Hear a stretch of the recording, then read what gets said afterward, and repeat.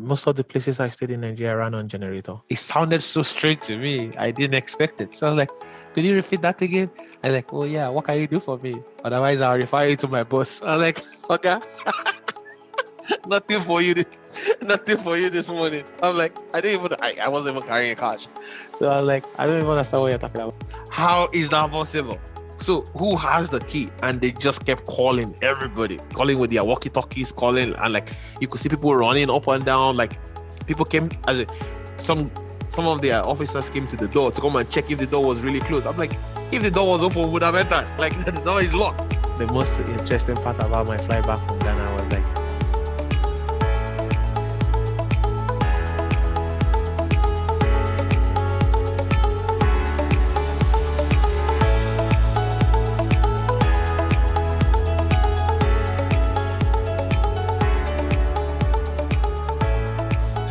Hello. Welcome to another episode of Lost Lagosians. I'm your host, Brother Mike. We have a repeat co-host here with us today, Mr. Roland. He was actually on earlier. I believe it's episode 11. So if you guys wanted to follow up on the previous episode he was on, it's episode 11, How to Touch 10 Nigerians. So really happy to have him on. He just came back from a trip in Nigeria, and I thought, why not just kind of talk to him about how things are going, just to update us on what's going on. Again, thank you for joining us. My name is Brother Mike, the host of this show. Every week we bring to you guys interesting stories and just topics around what's trending in Lagos and Nigeria. If you're following us on any podcasting platform, please go ahead and leave us a review. If you're on Apple, leave us a review on Apple. That really helps to make the show visible to more people. Without further ado, let's go ahead and reintroduce our guest, Mr. Roland. Thank you for being here, Mr. Roland. Really appreciate your time. How are you doing? How is everything? And how's life in general? not bad, can't complain. Life is going relatively well. Cool. So you recently made a trip back home. I always like talking to people who've been to Nigeria of late, just to catch up and see how everything is going on, especially those who are here in the States or in diaspora.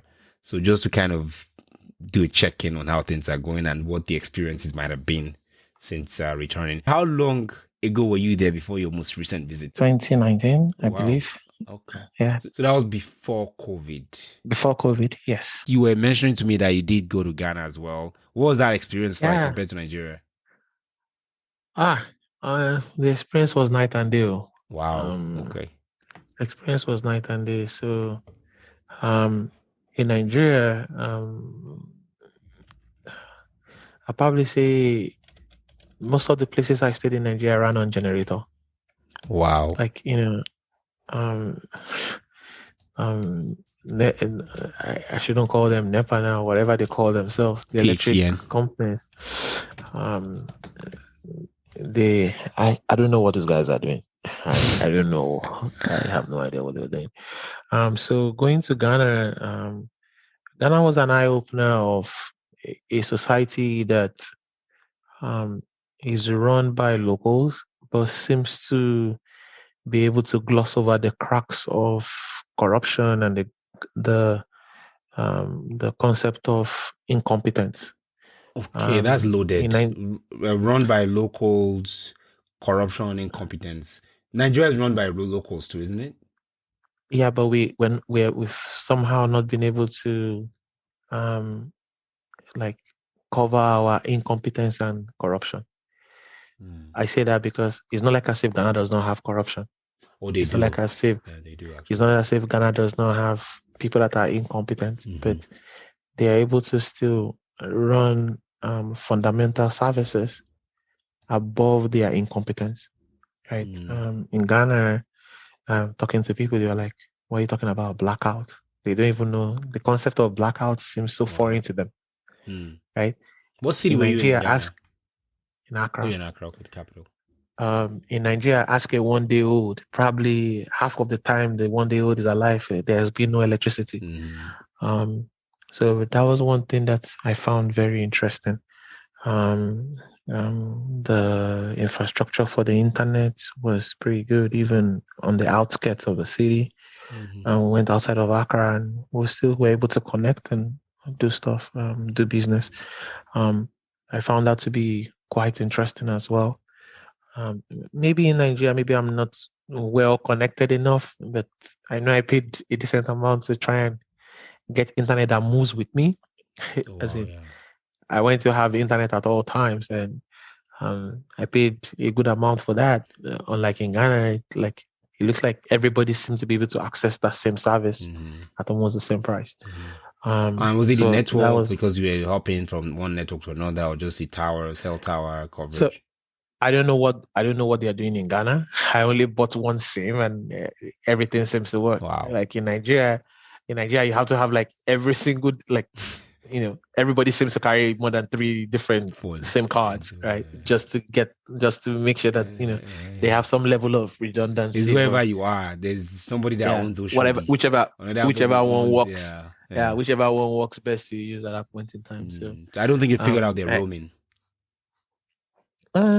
roaming in what sense? Roaming means if you're with Etisalat, they should be able to walk. There should be a charge between Etisalat and MTN, a fee between Oh, I Etisalat and don't. MTN, so that you can move between an area that MTN has service coverage to an area that Etisalat does without needing an Etisalat SIM. So Young man, forget that thing. That's a utopia you're living in your own mind. That's not happening. As in, that's what happens here anyway in most developed countries. So you don't know uh, if you're with yeah, the as AT&T or in, T-Mobile.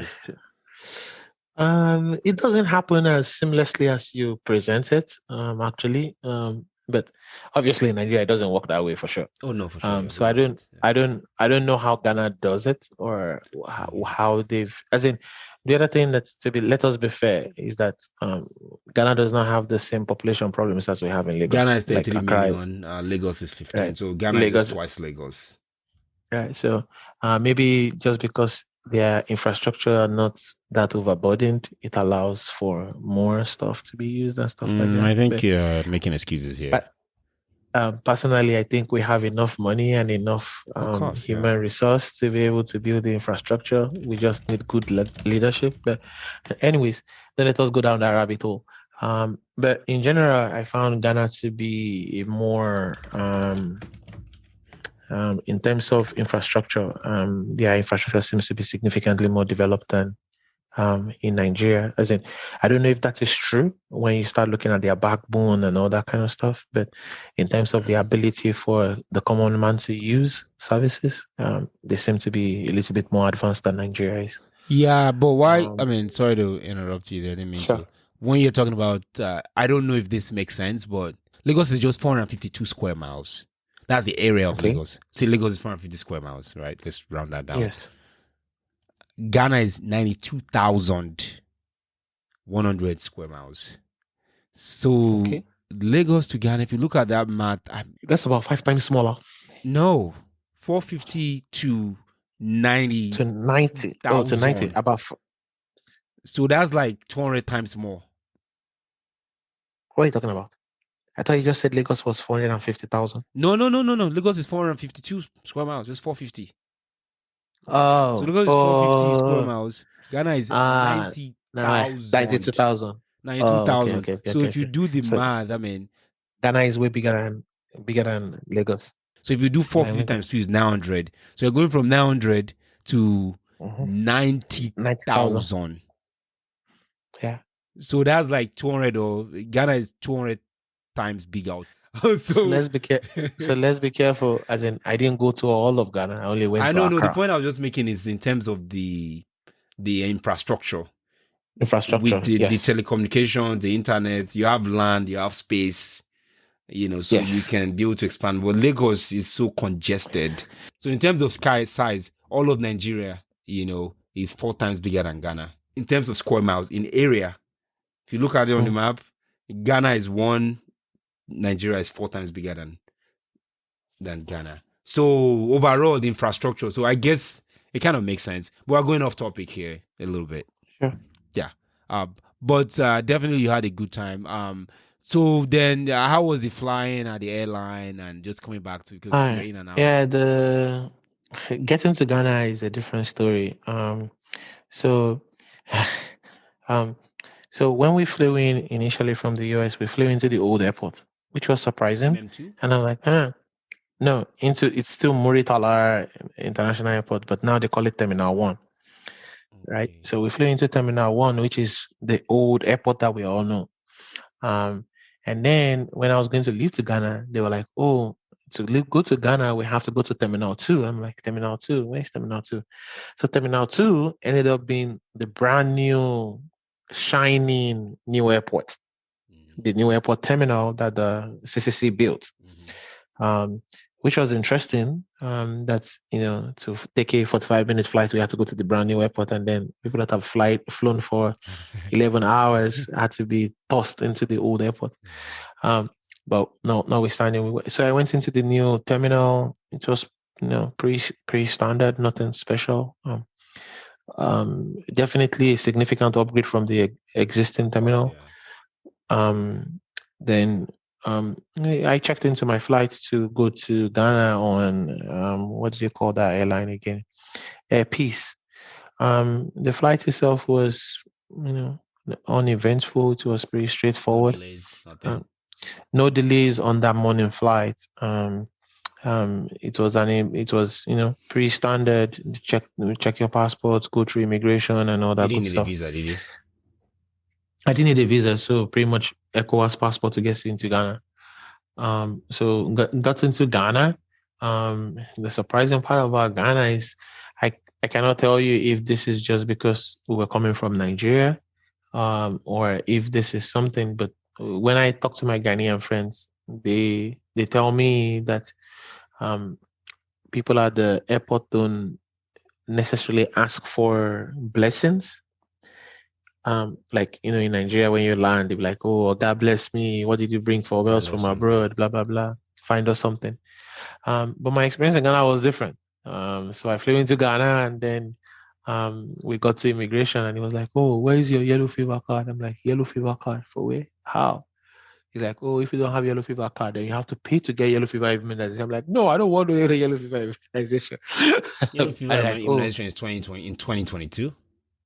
yeah." So he was like, "Oh, if you don't have yellow fever card, then I have to pay to get yellow fever vaccine." And I'm like, "No, I don't want yellow fever vaccine." He's like, "Okay, in that case, what can you do for me?" I'm like, "Huh?" Wow.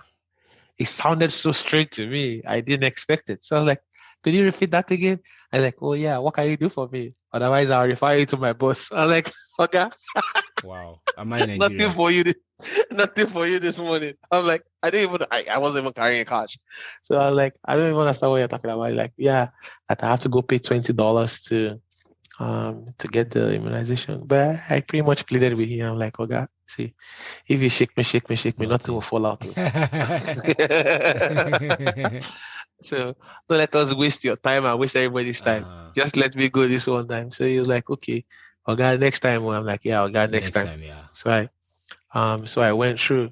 That was the first stage, and then the next level was just to get your passport stamped for coming in. Arrival. And the guy was like, "Oh, God, welcome to Ghana, blah blah blah. This is your first time in Ghana." I'm like, "Yeah, first time in Ghana." He's like, "Oh, God, what do you bring for us from Nigeria?" I'm like, "What do you seriously?" And like, I was so disappointed when all my friends have been telling me all this rubbish about like, "Oh, our Ghana is so advanced and You blah blah don't do blah." I'm that like, in Ghana. "Yeah." So I'm like, "That's two for two." And the funny part is that the second guy wouldn't let go. I'm like, It was I didn't know persistent. what to do. He was persistent. Mm, So I ended up giving him 2,000 naira, mm. which is ridiculous because the cities actually is better money than the naira. How much is the But he just CDs to want Naira when you were there? it's $1 to 7 cities. What? $1 to 7 CDs? Yeah, about $6, 6 cities, six point something cities. Yeah, about that. That's Nigeria is Um, almost hitting 600 now. yeah, it's 580 something. Yeah. So Oh, that's so which is going to interesting. be about almost like a city to 100 naira. So and I gave him 2,000. I'm like, exactly what are you going to do with 2,000 naira? Like, what's your problem? Mm, But anyway, just I wasn't even in the mood. It was too early in the morning for me to be mm, arguing with anybody. I just gave him the money and they took my passport and just bounced. But once I went through their agriculture, asked me if I what brought did you in bring? anything, blah blah Yeah. blah, and then I just walked through. No other person gave me any problem. The airport was pretty cool. Like Better than Moitala Mohammed anyway.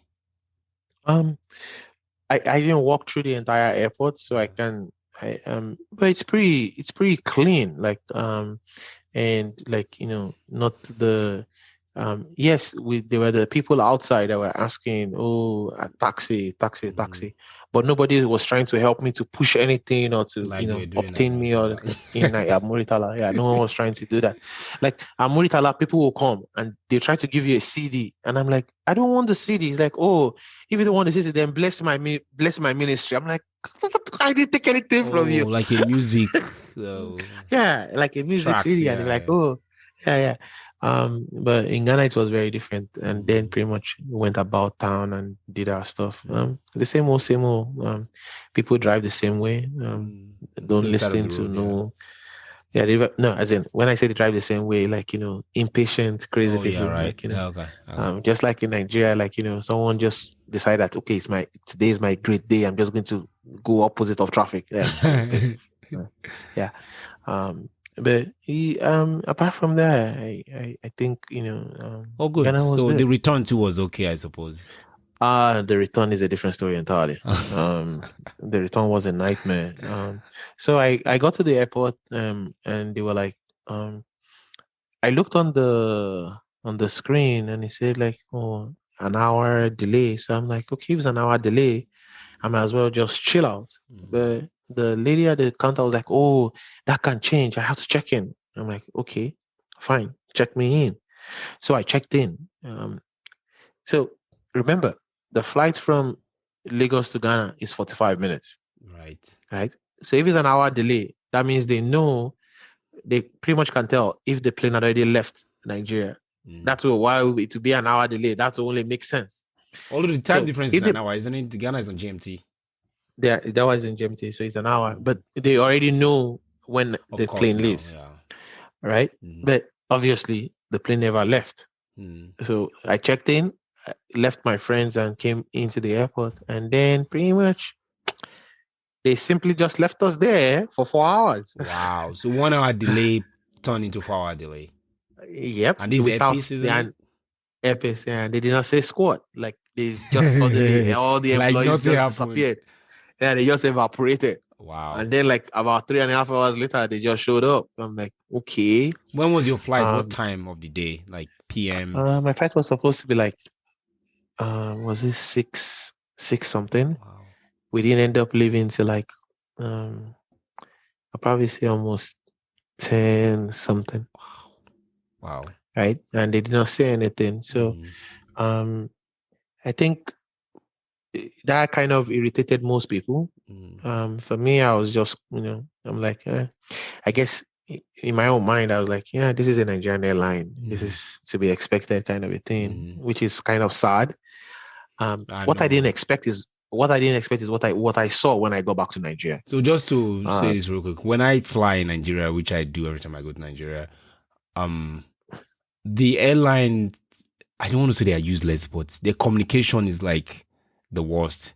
They don't talk to you. They don't I don't announce the think it's gates. communication. What is it then? Their professionalism is wonky. Yeah, the information, the terminal, the gate, you just don't know. Unlike other parts of the world, when you go to, there's someone You know always where you're trying to going talk to you. to. You know where you're going to. They are telling you, they're giving you updates. Oh no, There's a as in LCD this. display telling you what's going on. No, I think for the international flight, this was from Ghana International Airport. They had a gate, they had everything. We just went to the gate and sat down there, and pretty much there was nobody at the gate, Wow. no, none of the staff.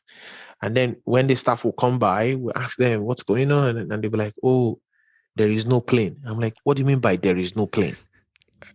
Um, but any which ways, when the flight finally showed up, they were like, "Oh, because of operational problems, this and that." You I'm didn't like, get an "Operational email, a problems." text message, or anything. uh, they ended up sending like they said they sent an email. So when I landed in Nigeria, then I saw the email. I'm like, yeah, right. Yeah. But when we landed in Nigeria, what was more irritating to me was so a plane finally showed up, right? And we got on the plane. Yeah.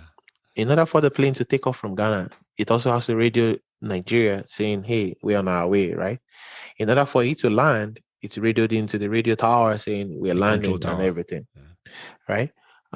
This plane landed in Nigeria. and we all got tossed out of the plane onto the tarmac as usual. Um, they could not find the key to open the door to let us into the terminal. Is this like someone's backyard or? This is the brand new. This is the brand new airport. I was like, how is that possible? So who has the key? And they just kept calling everybody, calling with their walkie-talkies, calling, and like you could see people running up and down. Like people came some of their officers came to the door to come and check if the door was really closed. I'm like, if the door was open, would have entered. Like the door is locked. Wow. So we ended up staying there for like 30 minutes. So after like 30 minutes, there was a miscommunication, or somebody didn't get the memo that the plane is in the air with X number of passengers. I don't know if they communicated the fact that there was an airplane that was arriving late. We got into Lagos like after midnight. Which is fine. Those planes are always late anyway. So usually 12:30 is not at least anyway for the Nigerian domestic flights. Anyway, that's not unusual. Yeah. They're always late. Yeah. So pretty much, at the long run, they could not find the key to the door. Let's just put it that way. So their best bet was to take us through the fire exit from the jetway. Wow. So the jetway that they could not connect to the plane, they opened the what do you call it? The door, fire lane of it, and then you climb the aluminum steps and climb up. So it was like an emergency kind of emergency exit. Yes. So they used the emergency exit to let us in through the jetway. So they told us to come and climb that part and then come in. So that was after 30 minutes. So we how about if someone was, disabled or elderly, all these things, you have to think about it, because I remember when I was in Nigeria, somebody was disabled, they were carrying that guy, like literally like 4 people. That's they carried the guy on the wheelchair, like they removed from the wheelchair and they just manpowered the guy. I assume that what they would have done if they can't find the key to the door. Wow. But we ended up going through that route, and then we came back down into the arrival. Your luggage used the emergency too, I suppose. I don't even know. As in, lucky I didn't have luggage on that flight, so I didn't. That would have been a disaster. Yeah. But any which ways, we came down to the arrival hall and then went through immigration. So immigration didn't even seem like they were expecting the plane. So it looked like they just made a makeshift of immigration. One of them had no uniform, and the other 2 guys had uniform, and they're like, "Oh yeah, okay, welcome to Nigeria, blah blah blah." Wow. I'm like, okay. Oh, and then they just looked at our passport and stamped our passport, and then we got out of there. And then after you get through immigration, you get your passport stamped. You now get to all those goons, the immigration goons, asking, "What did you bring from Ghana?" I'm like, after you delayed me 4 hours and then I had to go through the fire exit, asking what I bring from Ghana. I brought slap. If you don't come off on my road, they were like, what did you come to do in Nigeria? I'm like, what did I come to do in Nigeria? I have a Nigerian passport. What did I come to do in Nigeria? Yeah, what kind of question is that? What kind of dirty question is that? Right, like, what did you go do in Ghana? I'm like, it's past midnight. I just want to get out of here. But I guess that was my frustration about the entire process. That was, leaving me on the edge. But aside from that, everything went well. My advice, I guess, for folks who are flying in Nigeria is to, if you can fly light, that's a good idea. What I've noticed is that probably 80% of the flights I catch, like Lagos to Abuja, or Abuja to Port Harcourt, or Port Harcourt to Lagos, or Lagos to Port Harcourt, whatever, those flights are very short because Nigeria is smaller compared to, say, US or parts of Europe, whatever. So, 45 minutes, 47 minutes, 51-minute flight. But what I noticed is that the luggage pickup is usually longer. So if you're flying for a 50-minute flight, you might end up spending 3 hours to get your luggage. Just to get to Yeah, or you fly for 45 minutes Lagos to Abuja and you spend 1.5 hours to get your luggage after you just get it back. To get your bag. Because there's always technical issues or there's no power or something, which is, the airline, I think the important thing is safety. Very important. So I'm glad. I think we're very safety cautious. We follow all the checklists and stuff, and we have very, very nice systems that help the plane land safety. But the other parts, like the comfort of the customer, that's a big deal. And a lot of times they give you like bottled water, like hot bottled water. That's very common on the Nigerian flights. What am I supposed to do with this, 25 cl Well, of as bottled in water that is you, warm. yeah, as in they provide no ice and stuff. So I Nothing. think the funny part, It's just the most interesting part about my flight back from Ghana was like, they're like, oh, we're not going to serve food on the flight, blah blah blah. And then on our way off of the plane, they handed us the food and the water in our hands on our way out of the plane. I was like, what am I supposed to do? they do with that this too, yeah. But it's warm and it's like a snack or something. Yeah, like yeah, the snack box. a So snack they give us a box snack with box. bottled water. This nice 25 cl bottled water is hot. So I was like, what am I supposed to do with this on the way out? Like, Yeah. you didn't let me eat in the plane if I was going to even eat it. Right. Wow. Interesting. Yeah, but overall though, I mean, as we wrap up, like, I mean, I guess we'll give them a trying. They're putting in some effort to yeah, they're trying. to modernize. Yeah. Would you go back again, I guess, if you had everything? Would I go back to stars Nigeria? aligned? Yeah. Safety, As the in- whole experience, And No, on the scale of I'll- 1 to 10, how would you rate your experience? On the scale of 1 to 10, it's a very difficult thing to take an average of everything. I think moving around Lagos seems to be a little bit better. Just my personal experience. Maybe I got lucky. Who knows? I think living in Nigeria can be very difficult.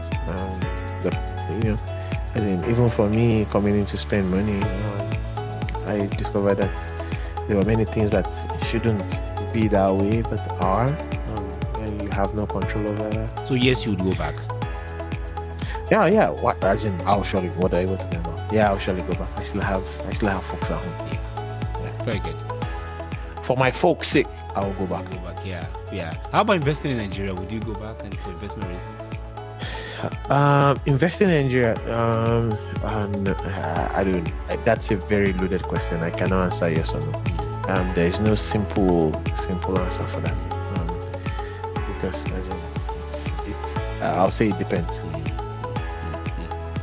Wow. No, thank you so much for your time. Welcome back. Thank you. Was there anything else you wanted to say that I have not covered or anything? No, I think I think elections are coming around, and that one I found very interesting. It's that time of the year again. How they have billboards all pasted, all slammed on every wall all over the place. The characters running for election also are I find them to be quite amusing, actually. And then the amount they are charging, I think, is 100 million. I don't even want to go into that. But God bless the heart of everyone out there. Right. Thank you so much, Roland. Thank you for being here. Thank you guys for listening, and really hope you enjoyed the show. That's all we have for today.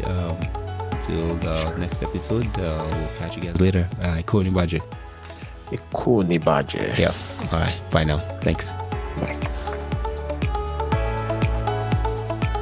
Okay. Wow, that was good. See, it wasn't that bad, huh? I didn't tell you it was going to be bad. It's just It was good. It was very good.